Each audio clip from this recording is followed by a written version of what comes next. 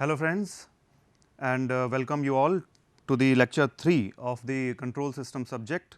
और हम लोगों ने इसमें अभी तक बात करी है, चूँकि हम यूनिट 5 में हैं तो हम लोग बात कर चुके हैं कि फ्रीक्वेंसी डोमेन टूल्स कितने इंपॉर्टेंट हैं and how they are different from the time domain analysis. जल्दी से कुछ बातें हम यहाँ पे ब्रीफ करेंगे और हम आज का टारगेट हमारा होगा कि हम फ्रीक्वेंसी डोमेन की जो खासियत है यहाँ पे कंट्रोल सिस्टम में, जिनके लिए मेनली इनको यूज़ करने वाले हैं, दैट इज़ स्टेबिलिटी. तो हम लोग स्टेबिलिटी भी जाना चाहेंगे, लेकिन जल्दी से ब्रीफ कर देते हैं. हमने देखा कि टाइम डोमेन एनालिसिस या time domain methodologies are very good in observing the transient या dynamic behaviour of the system. लेकिन उनकी एक्सपर्टीज स्पेसिफिकली डायनेमिक या ट्रांजिएंट एनालिसिस में ही है. If you wish you can also proceed it और you can also move in time domain for steady state analysis. कुछ छोटी मोटी चीज़ें वो डिस्कस कर सकते हैं हम लोग वहाँ पे, जैसे स्टेडी स्टेट एरर एनालिसिस. लेकिन अगर आप स्टेडी स्टेट में जाके ये ऑब्जर्व करना चाह रहे हैं कि अलग अलग फ्रीक्वेंसी पे सर्किट या हमारा सिस्टम कैसे बिहेव करेगा या उसके गेन में क्या फ़र्क पड़ेगा, then the time domain analysis is little bit cumbersome. बहुत ज़्यादा कॉम्प्लिकेटेड एनालिसिस हो जाएगी और सारी इंफॉर्मेशन हमें एक साथ नहीं मिल पाएगी.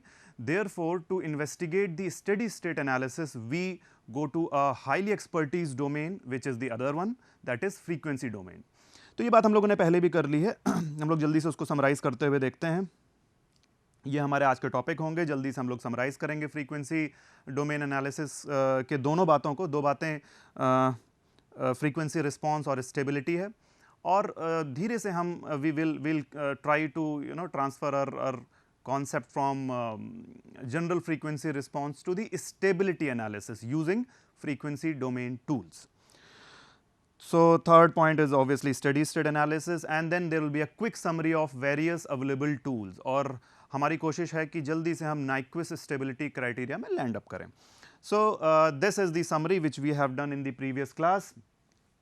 जैसा कि हमें मालूम है, दो मेन बातों के लिए हम लोग फ्रीक्वेंसी डोमेन टूल्स यूज कर सकते हैं. ये हम लोगों ने बात कर ली है डिटेल में. Frequency response characterization and stability analysis. चूंकि आज का टारगेट हमारा जल्दी से स्टेबिलिटी एनालिसिस में है, हम जल्दी से वाइंड अप करते हैं फ्रीक्वेंसी रिस्पांस कैरेक्टराइजेशन को. तो फ्रीक्वेंसी रिस्पांस कैरेक्टराइजेशन जैसा कि दिख रहा है, इट्स अ जनरल कैरेक्टराइजेशन. जैसा मैंने कहा that how system behaves differently for different frequencies. So even if the input sinusoid keeps its amplitude or magnitude constant, even then the output value or the gain of the system varies due to lot of effects. हमने बात करी थी कुछ coupling effects की वजह से या internal parasitics की वजह से the gain varies, constant नहीं रहता है. और इस बात को plot करना या characterize करना is generally called the frequency response या frequency response characterization. ये पहला important tool या major important tool है frequency domain का या फ्रीक्वेंसी डोमेन टूल्स का एक पर्टिकुलर एक्सपर्टीज एरिया है.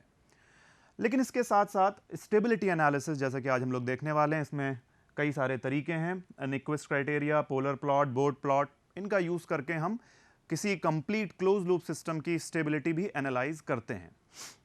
हालांकि यहाँ पे एक बहुत बड़ा एक थंब रूल है that the analysis, either relative stability analysis or absolute stability analysis, in the absolute sense, both could be done by ultimately using a simple and straightforward thumb rule, and that is the location of poles.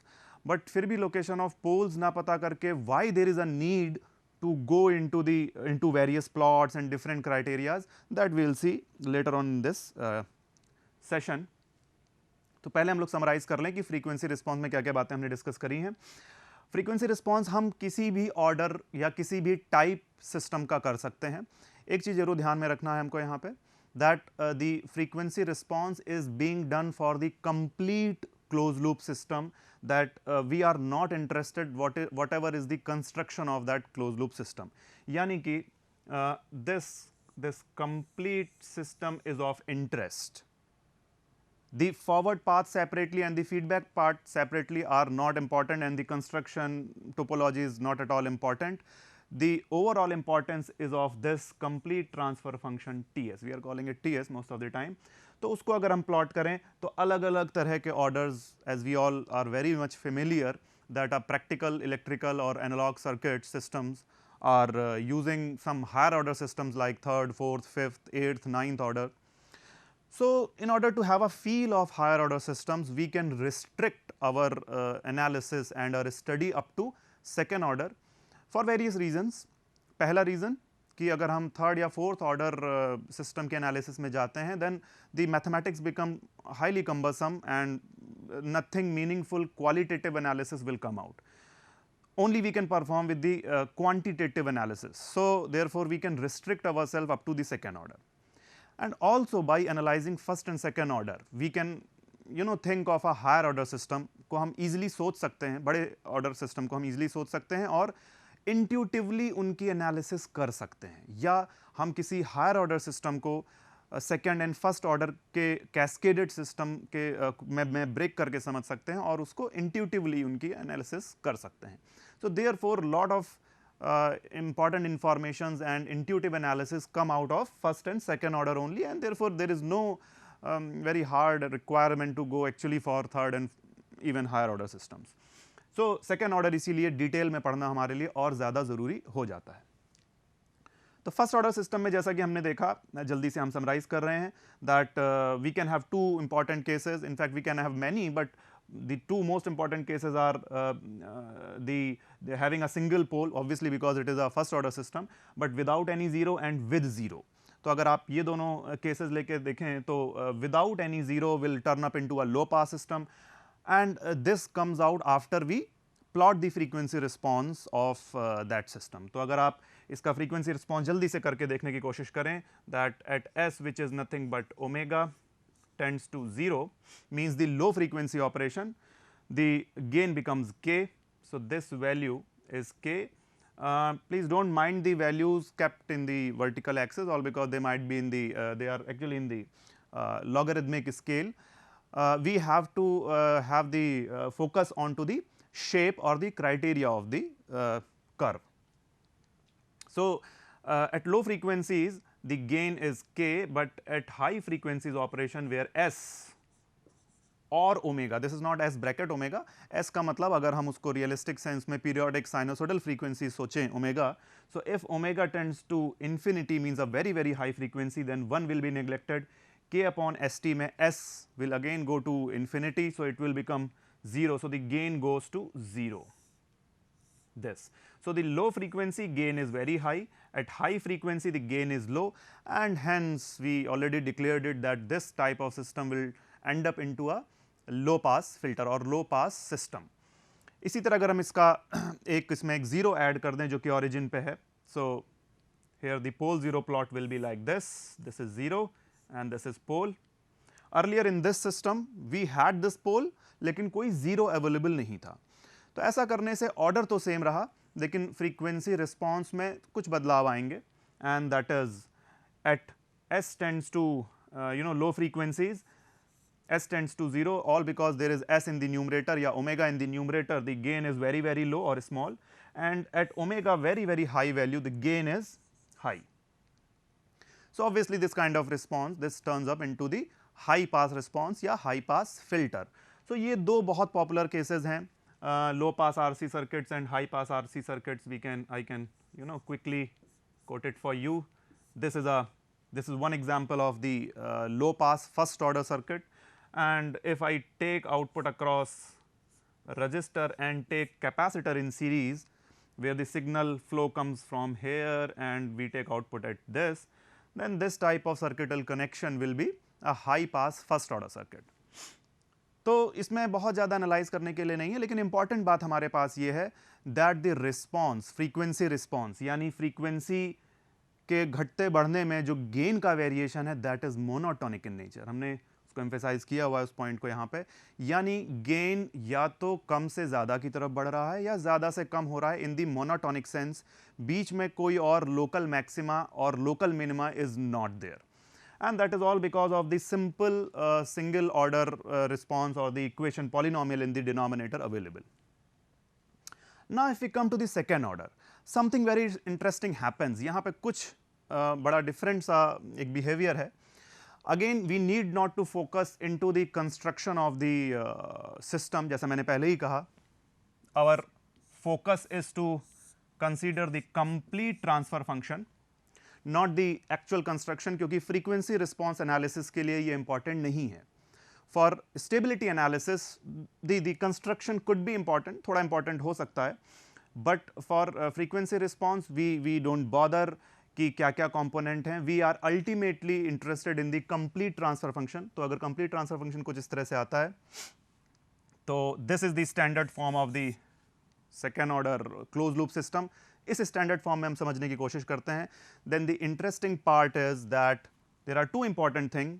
पहली, the gain is not monotonic, यानी कोई ज़रूरी नहीं है कि gain versus frequency एक monotonic curve हो.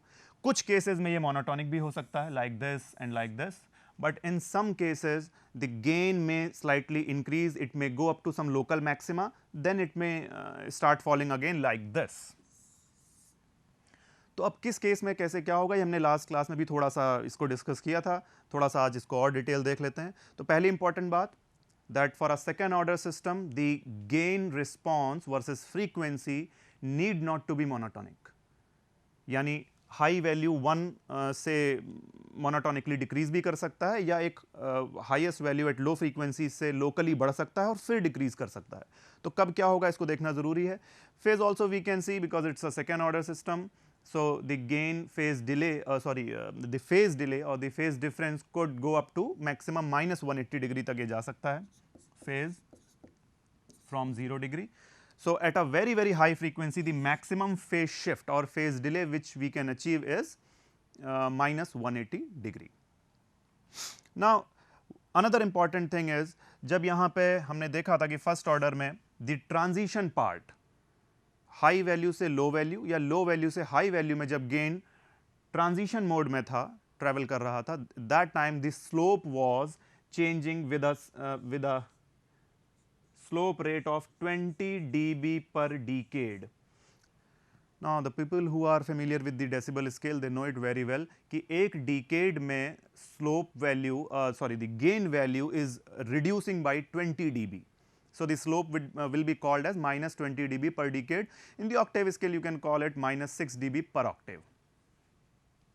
तो ये इसका स्लोप बता रहा है कि कैसे हम 10 टाइम्स फ्रीक्वेंसी पे जाने पे हमें 20 dB गेन का लॉस हो रहा है. तो वो यहाँ भी सही था और यहाँ पे भी सही है कि अगर आप 10 टाइम्स फ्रीक्वेंसी के डिफरेंस पे जाएं, so the difference in gain will be 20 dB. But in the second order system, ये सारे second order system नहीं है. This one is the first order system, where the slope is minus 20 dB per decade. This is second order system where the slope is minus 40 dB per decade. So this is another important part to understand, बहुत important information है कि gain की monotonic character में ही केवल ambiguity नहीं आई है, ये तो एक इंपॉर्टेंट ऑब्जर्वेशन है ही. उसके अलावा एक इंपॉर्टेंट ऑब्जर्वेशन सेकेंड ऑर्डर में ये है कि उसका ट्रांजिशन स्लोप, यानी हाई गेन वैल्यू से लो गेन वैल्यू में जाने का जो स्लोप है वो एब्रप्ट है, यानी ज़्यादा स्टीप है. बहुत एब्रप्ट नहीं है हायर ऑर्डर की तरह, लेकिन फर्स्ट ऑर्डर के मुकाबले ज़्यादा स्टीप होके जाता है. So this point becomes important in the filter circuits, in the analog subjects, analog CMOS, ICs and et cetera. वहाँ पे ऐसी बहुत सारी ज़रूरतें हैं फिल्टर्स की, जहाँ पे फिल्टर का बैंड दूसरे फिल्टर के बैंड से या अलग अलग रिस्पॉन्सेस से आइसोलेटेड रहना है. सो दी frequency response must fall off abruptly. So there definitely we'll be looking for a very very higher order system. तो जैसे आप सिस्टम का ऑर्डर बढ़ाते चले जाएंगी, the transition slope will increase further. So for an nth order system, let me quote it, for nth order system the slope will be, I'm sorry if it is not readable, that's why I'm speaking as well. So this is nth order system, any general nth order system, the slope will be minus 20 n dB per decade. So like a first order system it is minus 20 dB per decade, for a second order system it is minus 40 dB per decade and so on. लेकिन हमारी यहाँ की analysis चूंकि केवल second order system तक ही है, तो हम उसे वहीं तक की बात करेंगे. जल्दी से देख लेते हैं कि कैसे हम ये डिसाइड करेंगे कि कब slope the gain response will monotonically go to 0 or it will have a local maximum and then it will go to 0. इनमें फ़र्क कैसे होगा? तो कैसे पता लगेगा कि मैक्सिमम गेन कहाँ पे होगा? क्या मैक्सिमम गेन जीरो फ्रीक्वेंसी पे ही है या कहीं और है? लास्ट टाइम हमने देखा है पिछली क्लास में that the maximum gain occurs at a frequency then we call it resonant frequency omega r, और उस गेन की पर्टिकुलर मैग्नीट्यूड वैल्यू को we call resonant peak M r. So it's very simple, हम magnitude का mod लिखें and we keep d M by d u where u is the normalised frequency omega upon omega n, all because omega n is a undamped natural frequency, most of the time kept constant, and we only tune up the resistive component or the lossy component in circuit. तो इसलिए omega n को mostly हम लोग constant की तरह treat करते हुए उसके respect में normalize कर लेते हैं variable frequency को.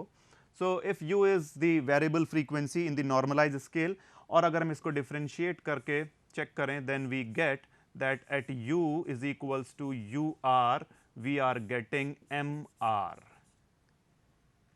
तो ये सिंपल मैथमेटिक्स है एंड इट्स अ 11th और 12th class mathematics, so I will not go into that detail, that you can perform and verify कि जो mr आएगा that value will be 1 upon 2 zeta under root 1 minus zeta square, and that will happen at the frequency, sorry, that will happen at the frequency omega r is equals to omega n under root 1 minus, so this is complete under root 1 minus 2 zeta square. Now the important part here is, you see this resonant frequency will only exist when this part under the under root is real, or sorry, the positive, then only this omega r will be real. तो omega r के real होने के लिए this is important that 1 minus 2 zeta square must be greater than 0, and if you solve it out it will come like this.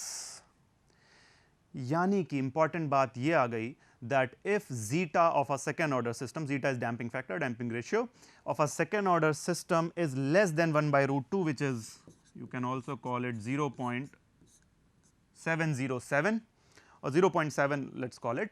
So when zeta is less than 0.7 then the omega r will exist, यानी तब resonant frequency exist करेगी, लेकिन अगर zeta 0.7 से बड़ा है तो omega are exist नहीं करेगी, यानी रेजोनेंस नहीं होगा और गेन मोनोटोनिकली फॉल करेगा with the maximum value at omega is equals to 0 only. So now let's see this plot in detail. You see all these red color plots are for zeta less than 1 by root 2, यानी zeta जब 0.7 से छोटा होता है तो हर red वाले curve में आप देख सकते हैं कि एक रेजोनेंट पीक एग्जिस्ट कर रहा है और उसके करस्पॉन्डिंग एक ओमेगा आर, जिसको हम यू आर भी कह रहे हैं, रेजोनेंट नॉर्मलाइज रेजोनेंट फ्रीक्वेंसी, वो एग्जिस्ट करता है. और जैसे जैसे हम जीटा को बढ़ाते जा रहे हैं there are different curves going from red to black to green, and there are time comes when zeta increases, और जीटा बढ़ते बढ़ते हो जाता है 0.7, और उस 0.7 पे पीक रिस्पॉन्स या पीक गेन आना जस्ट रुक जाता है, and that curve is called maximally flat response.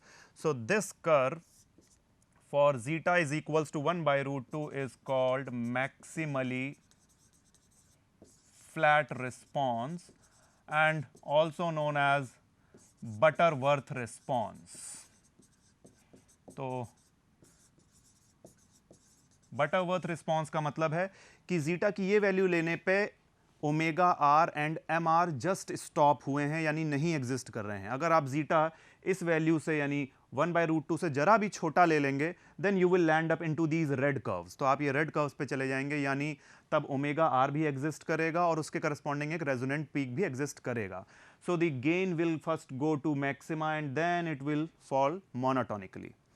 But if zeta is, for all these sections, if zeta is greater than 1 by root 2 or maybe greater than 1, then the graph will be only monotonic in nature, यानी उसकी maximum value केवल omega is equals to 0 पे lowest frequency पे होगी, उसके बाद gain केवल और केवल डिक्रीज ही करेगा.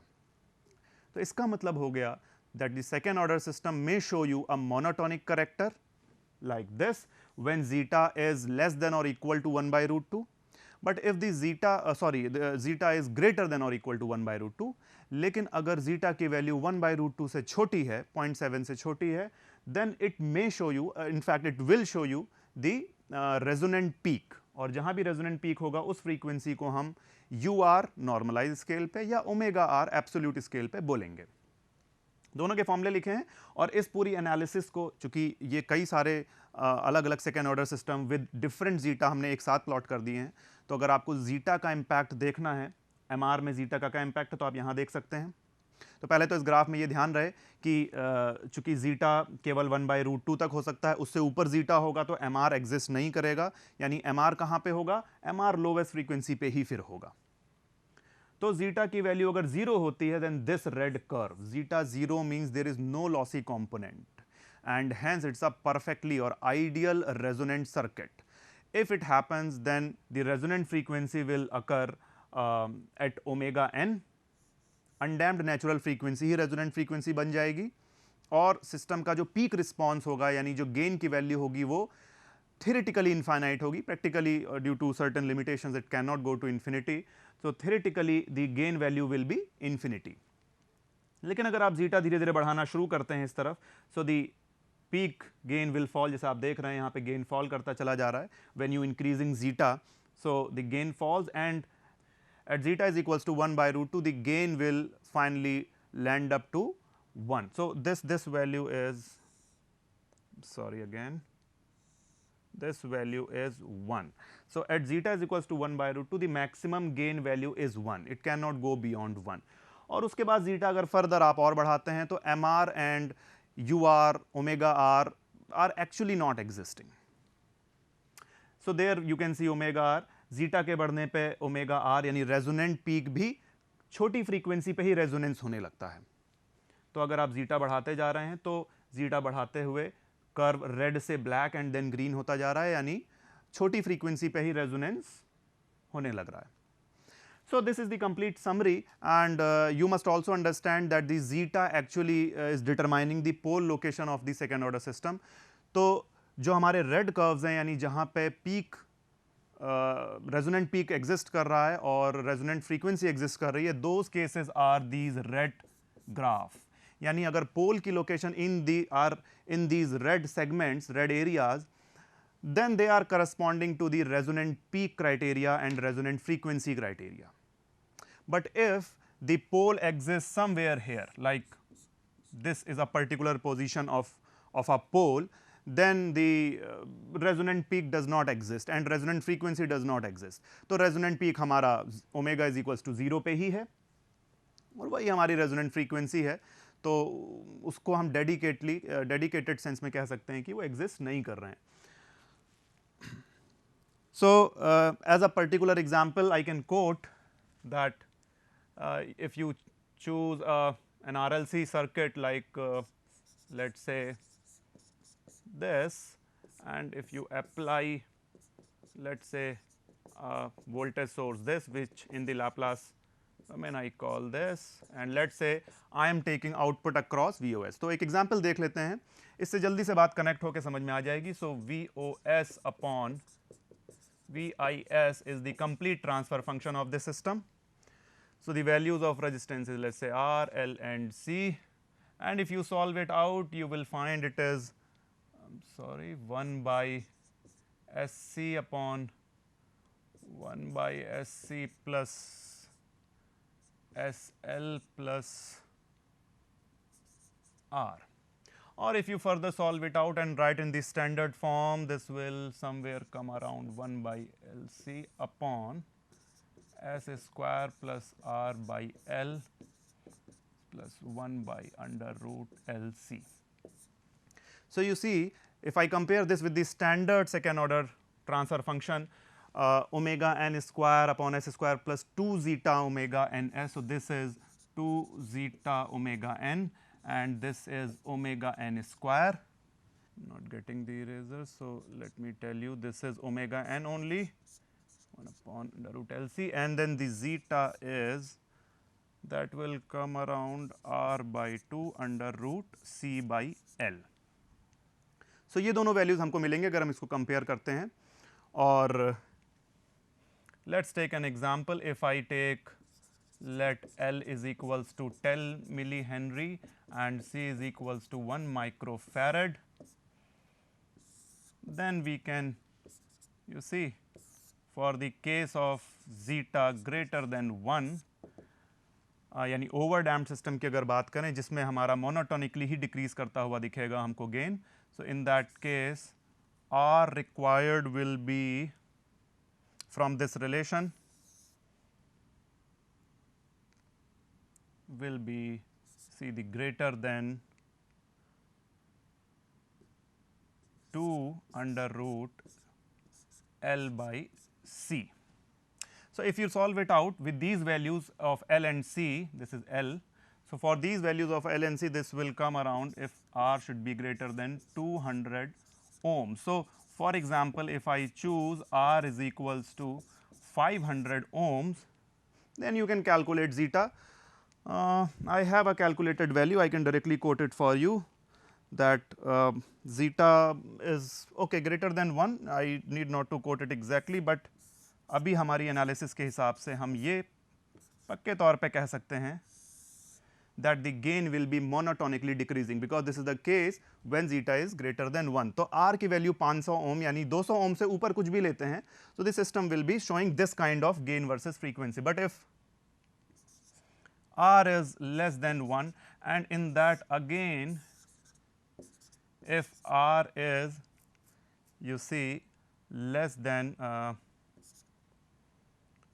root 2 under root L by C, then we are having a case when zeta is less than 1 by root 2. तो अगर आप ये solve करें then this value will come around 141.4 ohms. I have already solved it, so I can directly quote it very fast. And in that case, because it is less than 1 by root 2, you can see that we will be getting this type of response. यानी अगर हम resistance की value को 500 ओम से छोटा करें थोड़ा तो वो कुछ ऐसे आएगा, थोड़ा और छोटा करते हुए अगर 200 तक भी लाएं तभी भी ग्राफ मोनोटोनिक होगा, लेकिन जैसे ही वैल्यू R की वैल्यू 141.4 हो जाएगी, that will show us a Butterworth kind of response, that is also known as maximally flat response. लेकिन अगर हम R की वैल्यू 141.1 ओम से भी छोटी ले लें यानी zeta will be less than 1 by root 2, जैसा कि हमने यहाँ पे कहा, I'm sorry, both are the same cases, then we'll end up in this graph. तो इस तरह से आप देख सकते हैं. And the last final comment is if you keep R 0, यानी उस केस में zeta 0 हो जाएगा, so the poles, both the poles will shift to the imaginary axis, and then obviously you will be getting a response where your omega R will be omega n, और इस case में इन दोनों values के साथ omega n is 10 to the power 4 radian पर second. तो एक 10,000 radian पर सेकेंड की फ्रीक्वेंसी पे हमें आइडियल रेजोनेंट सर्किट मिलेगा. यानी अगर रेजिस्टिव लॉसेस बिल्कुल कम हो जाते हैं, जीरो हो जाएं, then will turn up into the ideal resonating circuit where there will be zeta is equals to 0 and the poles will perfectly go on to the imaginary axis. So, okay, with this I'll quote, final quote, that we are now shifting to the stability analysis in the next lecture. So, there we'll see, we'll start with the Nyquist stability criteria and the solved examples, which is our next target. And thank you for this lecture. We'll meet again in the next lecture. Thank you.